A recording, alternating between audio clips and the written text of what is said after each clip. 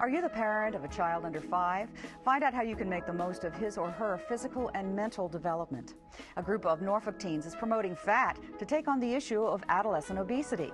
And the future of nonprofits is all about the bottom line. Join us now for a Human Services Forum.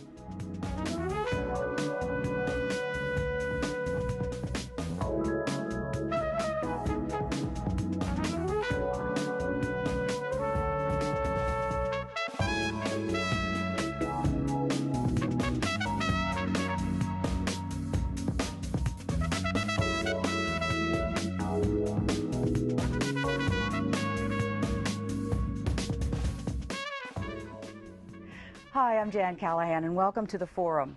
What goes on inside a child's developing body from birth to 5 years of age?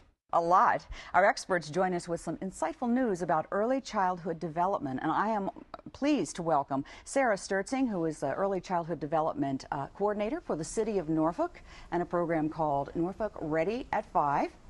We also have Michelle Tryon, who's Community Outreach Coordinator for the Children's Hospital of the King's Daughters. Then she deals with parenting programming, which is great information. And we are also pleased to have Sandy Harrington, who is with the Infant Development Program with the Community Services Board, a great program for kids just to help them move along and reach those developmental milestones.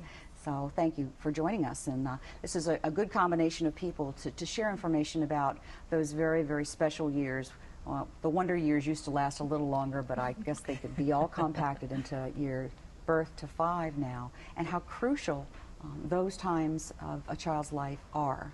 Sarah, with the program Ready by 5, this is part of a larger initiative that is to promote educating and letting people know what it is they can do to enhance their child's developing years. So Absolutely. Tell us a little bit about what it is, how your connection is with the City of Norfolk.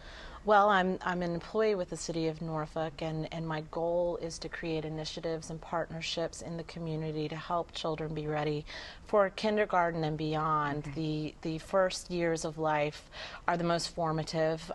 The brain develops at a very rapid pace, and by the age of 5, 85% of your brain is developed. So it's an integral time to stimulate and get your child ready and prepare them for what's beyond when they get to kindergarten. And it's a time of big investment that I think all over the country right now they're looking at.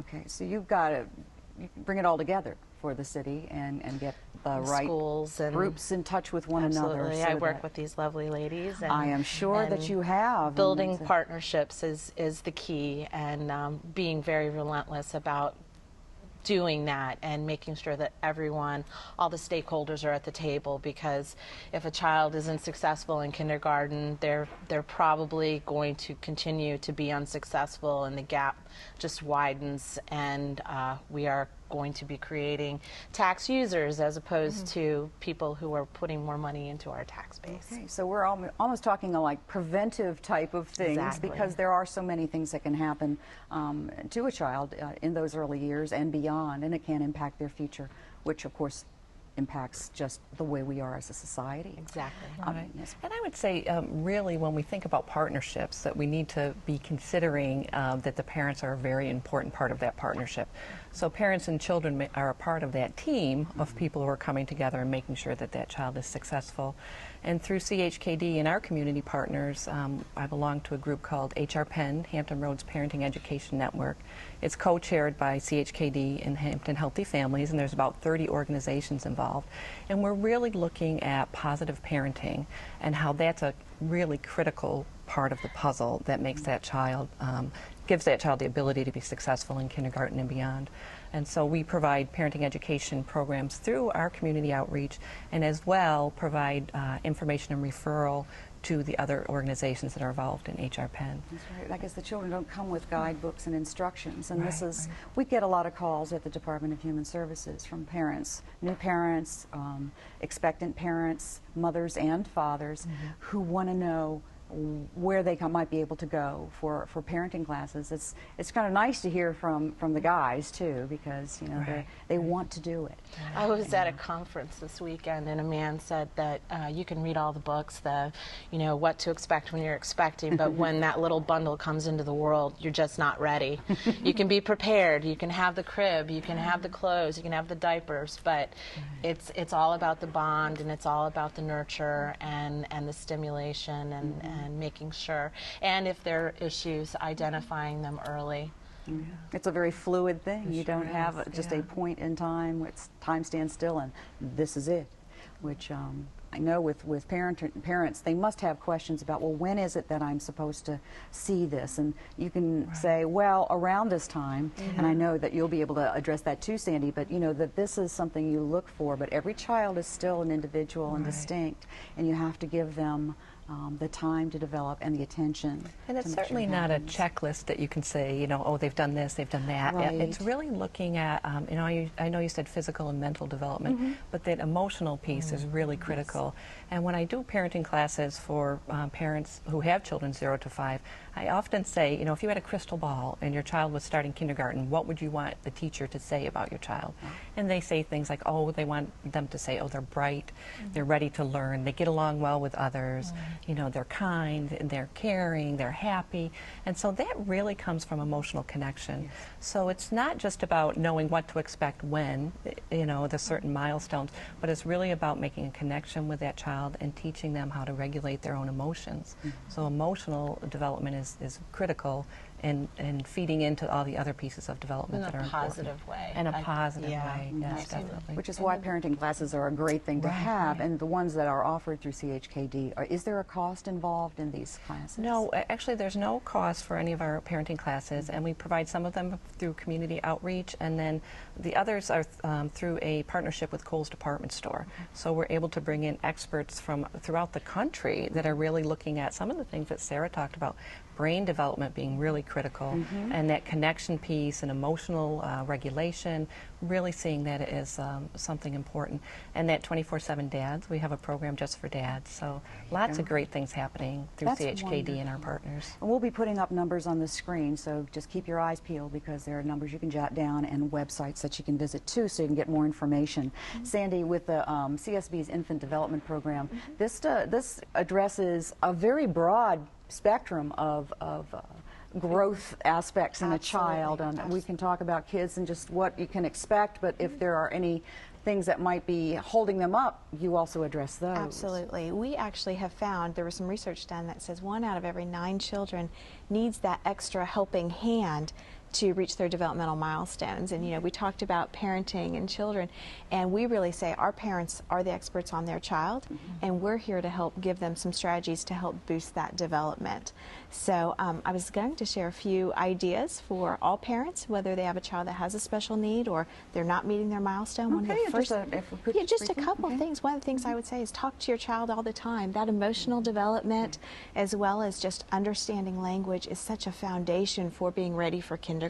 So that would be my top thing, is talk to your child all the time, because they need to hear like 500,000 words before they ever hit kindergarten. So that's my number 1 today. All right. Yes. Wonderful. Talk to your child and make sure you listen. And it can be a daily activity. Mommy's putting cereal in your bowl. The bowl is round. The bowl is deep. The milk is cold. It's simple things like that when we're working with a lot of parents from across the socioeconomic spectrum. Sometimes they think that little daily routine conversations aren't important, and so a lot of children grow up in silence, and a family with a very low vocabulary, that's going to just enhance that gap for that child not being ready. So talking and singing and telling stories are so important all the time. And everybody has that. They don't have to pay for it. And children love that. You love hearing stories about your parents when they were young, and games that they played and things that they did. And sometimes a family doesn't realize that those can be, verbal books for their children. Wow. Absolutely. Wow. So it's sort of be yourself, and what would you have liked to have had when you were a kid? I guess that can also be something you can draw from. Anything you can add, Michelle, to the parenting? And one of the things that really comes up for most parents is they're concerned about discipline. And that's always a hot topic, and especially when you're talking birth to 5. when they go through, you know, the 2s and 3s, and you're seeing lots of tantruming and some of those emotions just being fully expressed, that parents aren't sure what to do about that, you know. And we teach that really the expression of emotions is an opportunity for them to learn something. So most of the time when we say a child is misbehaving, they're really just trying to figure out how the world works. So discipline is guidance and structure and providing an environment where they can explore and they can meet their own needs and they can figure out, you know, how the world works, and you're providing them that support that they need. The CDC, or the Center for Disease Control, actually says that if a child has what they call the SSNRs, strong, safe, stable, nurturing relationships in their life, that they can learn that emotional self-regulation. And that's something that's going to be very critical for them when they start school, because it's not just what they know, it's how they're able to interact with other people that's really going to be important as they go through life, really. And their emotional IQ, I guess you could call it. And that really does emphasize just that whole need for the Yeah. parent to be very involved. Right. And when, I'm sorry, we have really kind of run out of time. I don't know where it went, but I did want to make sure to thank each of you, because you represent a very important aspect of this, and would like for people to be able to contact you. And I believe they can contact each of you through the information we provided on the screen. So Sarah Sturtzing with Norfolk Ready by 5, and this is Early Childhood Development Program. We have Michelle Tryon, who is with CHKD's Parenting Outreach. She's the coordinator for the parenting programs. And we also have Sandy Harrington with the Infant Development Program for the Community Services Board. These services don't cost you anything. All you do is make a call, check them out online, and you should be able to really get a good start for yourselves as parents and also for your children. So we'll have you back. There's just too much to talk about. All right, thank you so much. Thank you. And when we come back, we're going to introduce you to some teens who are taking their health and that of their peers to a whole new level. You'll be really surprised, so don't go away.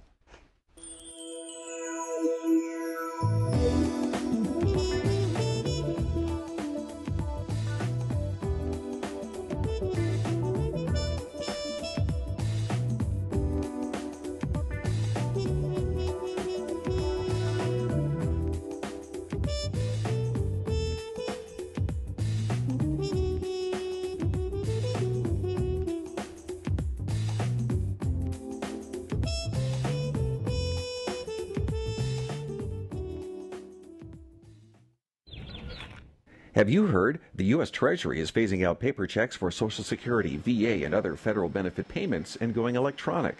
If you currently receive federal benefits by paper check, you will need to switch to direct deposit or to the Treasury recommended Direct Express Debit MasterCard. If you plan to apply for federal benefits soon, you'll want to decide which electronic payment option is right for you. Visit godirect.org to learn more or to make the switch today.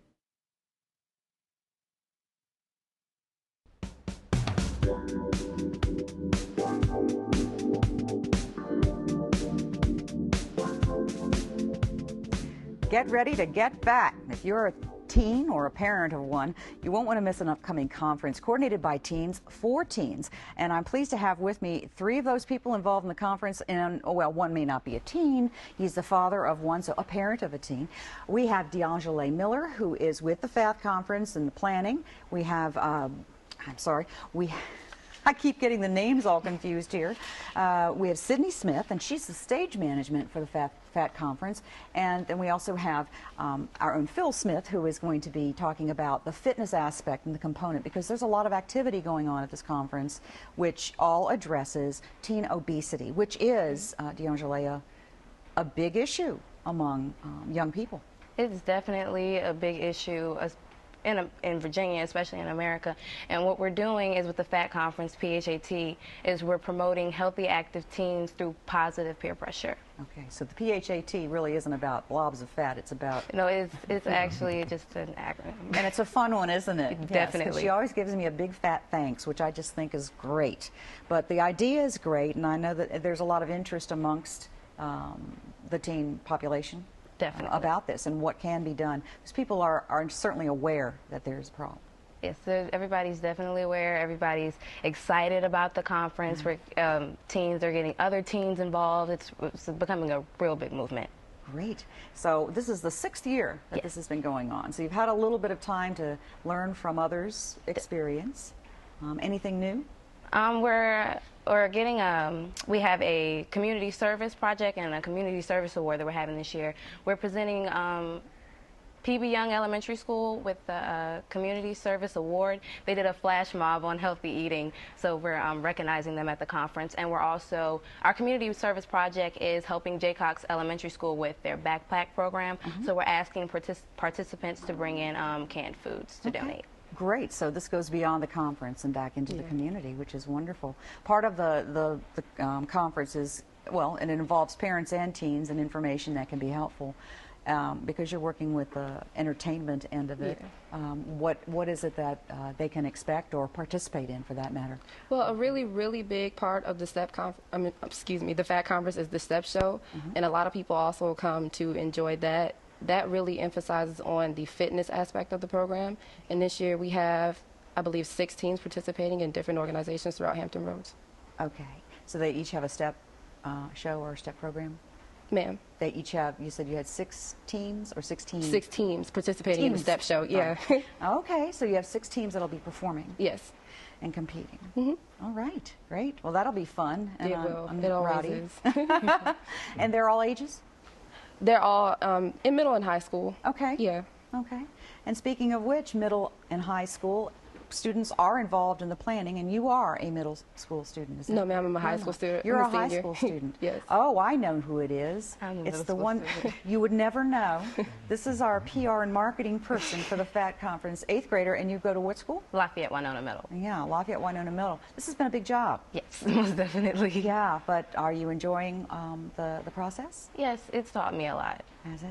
Well, good, and then you can teach the public a lot too, so we'll keep going. Phil, you've got a big part in this too, because we're all talking about fitness and activity and keeping moving and staying healthy, or getting healthy if you're not there. That's right. So what is it that you're going to be tackling in this particular event? Well, as one of the fitness and recreational professionals for the city of Norfolk, we help the kids pull together what's known as the FAT Challenge. Okay. And basically that's held in the gymnasium. It involves serious interactive gameplay, competition.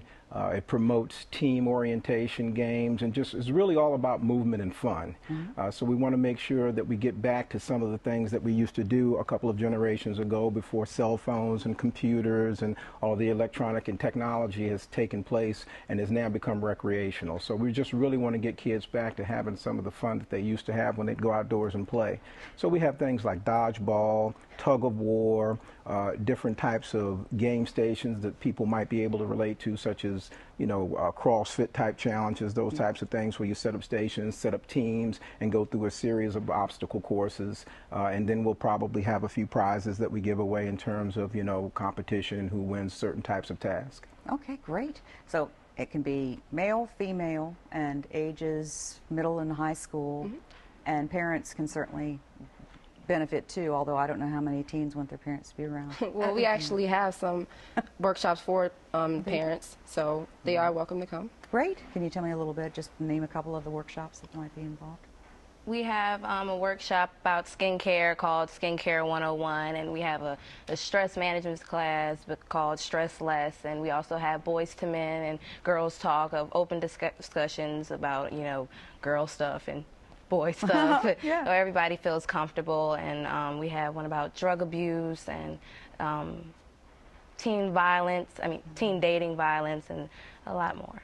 A lot of really relevant subjects. There's so much Right. going on with people in their teen years anyway. And there's so many things that are really getting to be a crisis in teens that we didn't consider years ago. Obesity being one of them, though, and that, of course, being the main point. If you have a healthy body, healthy mind, you can do a lot more with it. Well, we've been talking about the conference, so tell us where it is, and what people, when they need to arrive, and how they're supposed to look when they get there. Well, it's going to be at Booker T. Washington High School, March 31st, from 9 a.m. to 3 p.m. There's really no dress code. It's just casual clothing. If you're like in Zumba and Fat Challenge, you might want to wear something that you can move in. Yeah. So that's pretty much about it. The lunch and breakfast will be provided, and that's pretty much it. Okay. So lunch and breakfast is provided through public schools as well? No, I don't believe so. Do we have any particular types of food? Or is it just going to be the usual stuff that kids like to eat? No, we're going to have nutritional food. The students from Votech, they'll be cooking the food under the direction of Chef Damon Armstrong. So we're going to have, for breakfast, we're going to have like granola bars and things of that nature. I don't know exactly what they're cooking for lunch, but it's definitely going to be nutritional. Okay, and it'll be good. The whole thing sounds like it'll be good. Anything you'd like to add before we move on? Well, one of the things that we do want to make sure we emphasize on the nutritional level is that when the chef does show up and does part of his workshops, he's also going to actually conduct and put together the lunch as well. So those two will tie in with one another as opposed to that being provided from the outside. So okay, so they get to see it from start to finish. Absolutely. Oh, that's interesting. Oh, that'll be great. So, well, thank you for sharing the information about the FAT Conference, 6th annual. And we know there'll be a 7th. So best of luck to you. And if you're interested, please go, because they've been working hard. And thanks a lot for joining us. Thank you. Well, don't go away, because a funding crisis in the nonprofit world is going to be felt by all of us. So find out why and what we can do to make a difference when we come back.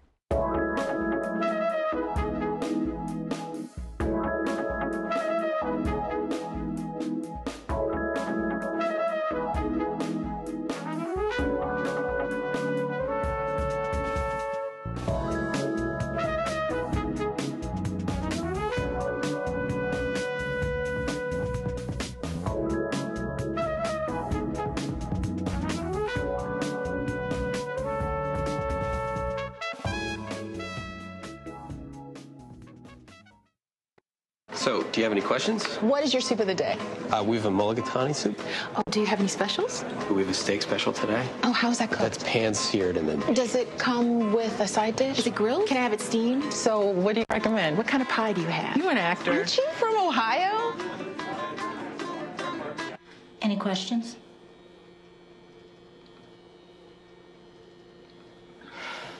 Ask questions.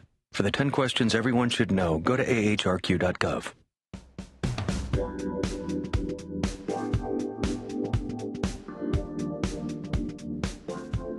It's no secret that money has been tight for pretty much all of us, city governments, and certainly with the General Assembly, haggling over the budget and budget cuts. This can impact a lot of programs in the area, among them nonprofits. One of the nonprofits that is feeling that, and we invited on to show as an example, is Prime Plus Norfolk Senior Center. The senior population, which is growing larger, is having to work with fewer dollars, and you just don't know what's going to happen next. Lynn Berg is the executive director for Prime Plus, and thanks for joining us. Thanks, Jan. I appreciate being here. Yeah, it's been a little bit daunting in trying to look at the economy and to make decisions on how we're going to fund programming. And so we have done a combination of things that we think are in response to those challenges that are economic, and hopefully we will ride the tide. Okay, so the funding is, well, it's not just for seniors, but you have, as a senior organization, a particular challenge in identifying what is out there. Right, that's correct. We offer programming to help people have great retirement and to keep people out of nursing homes. So people 50 and up in Southampton Roads enjoy our programming. We're aimed at fitness, health, wellness. We help support people financially with supplementing their incomes through our gift shop and other programs. And we also make meals available to those who are in need of hot meals during the day. We have the adult daycare as well. So these are the kinds of programs that we're looking for support for. And very often we struggle to find avenues where we can request funding, because seniors are not necessarily a category of funding for many corporations and companies. Okay, so not having that category means that you're just kind of out of luck with some of these things. And because of this, you're seeing where this can really cause you to cut back. What are you? What kind of avenues are you exploring? Are there other ways to do it? Well, we're trying everything as creative as possible to make sure that we have great programming and continue to do service, especially with the demographics with baby boomers hitting retirement. So what we're doing is we are focusing on our partnerships within the community. We are working really diligently to expand those. An example would be that we are having now programming come in from the ODU Retirement Series, which is Learning in Retirement, and we have programs that are being brought to our organization from them, so there's a partnership there that's valuable. We partner with Southeastern Virginia with the Senior Services, and we also partner with Food Bank. Just as an example, there are many, many other partnerships that we've taken advantage of, and all of those help to contribute to our well-being financially, as well as Alzheimer's Association and other groups. Okay, a lot of that makes sense too when you think about it, and I'm sure that they reach out as well. So. You bet, and then we're much more efficient at serving our community at large. United Way is another way that we're able to help supplement funding, and that is a wonderful organization because they recognize seniors as a category. Yes. And then the last thing that we're really focusing on, and it's our job to be responsible for our funding, is to have special events that can help make people aware of who we are and what we do, as well as to help us do some fundraising. So we have some great events like the Senior Art Fest, which comes up in June, and then we also have Men Who Cook, which is our signature fundraiser, and that'll be happening in April. Pretty popular, I understand. Oh yes, very popular. Men Who Cook. The amateur two-man chef teams and the all-lady judges. And, oh, really? And it's fabulous. But again, what we're trying to do is be responsible to supplement our programming with dollars and to raise awareness in the community about the needs of older people so that we can keep everyone out of a nursing home and enjoying their retirement. Right, and being engaged in what's going on in the community. Right. Yeah, the Men Who Cook event is coming up when? It's April 21st. It's from 6 until 9. It's held at the Masonic Temple on Granby, and it looks to be a very fun event. Okay. What happens? I mean, you've got teams of 2 men each, and do they find each other? Do you find them? How does that work? Well, these 2-man teams are normally combinations of friends, father and son, brothers, co-workers, and usually has a sponsorship from their workplace, and then they select a recipe, make magic with it in a Norfolk Health Department approved kitchen, and go about the business of serving tastes of those to individuals. We have People's Choice Awards as well as wonderful awards from our judges. So those are fabulous. And just to give it a little twist, we have an apron decorating contest, so there's that as well. Okay. Lots of fun, and we enjoy great support from the community, both in attending the event as well as participating in the cooking. Okay, well, good, and this hopefully will, continue despite the challenges that you have. But yes. Being creative is really what it's all about when it comes to finding money to get things done. Yeah, and we're doing our very best to do that. All right. Well, thanks for coming up and sharing what is going on. You bet. We know it's a real asset to the community. Thank you, Lynn. And thank you for joining us. We'll see you again next time. Bye.